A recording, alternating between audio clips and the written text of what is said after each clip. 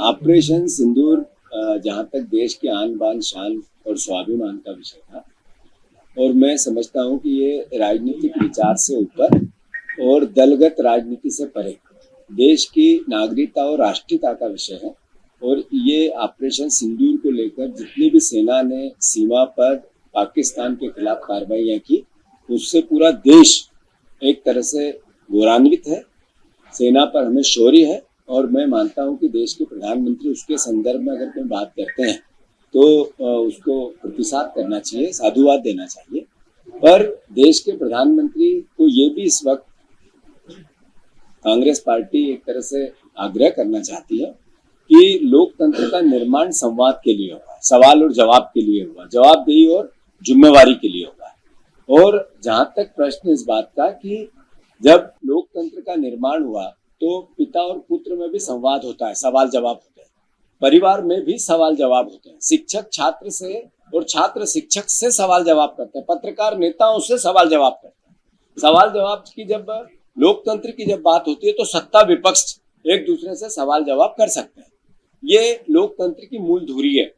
अभी जैसे ही देश में आपने ऑपरेशन सिंदूर हुआ और देश में जो एक मैसेज हुआ, पूरी दुनिया ने देखा कि भारत का एक एक नागरिक एकजुट था।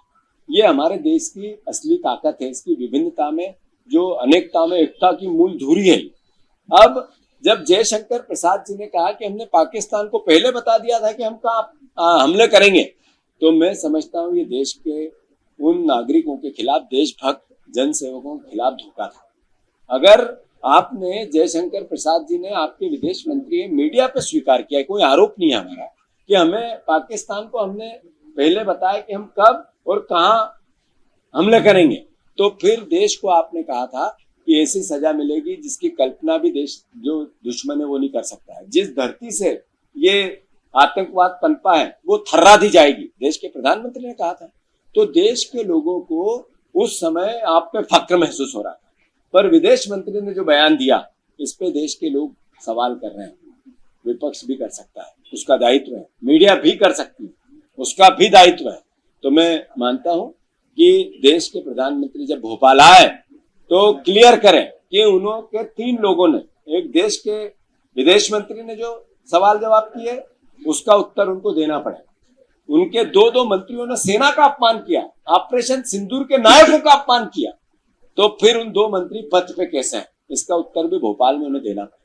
उनको देना पड़ेगा कि विजय शाह ने एक बहन का अपमान किया और अद्भुत अकल्पनीय किया, सुप्रीम कोर्ट ने इंटरप्ट किया, हाई कोर्ट ने एक तरह से सजा दी, उसके बाद बीजेपी नरेंद्र मोदी देश के प्रधानमंत्री मौन थे, इसका उत्तर उनको भोपाल में देना पड़ेगा।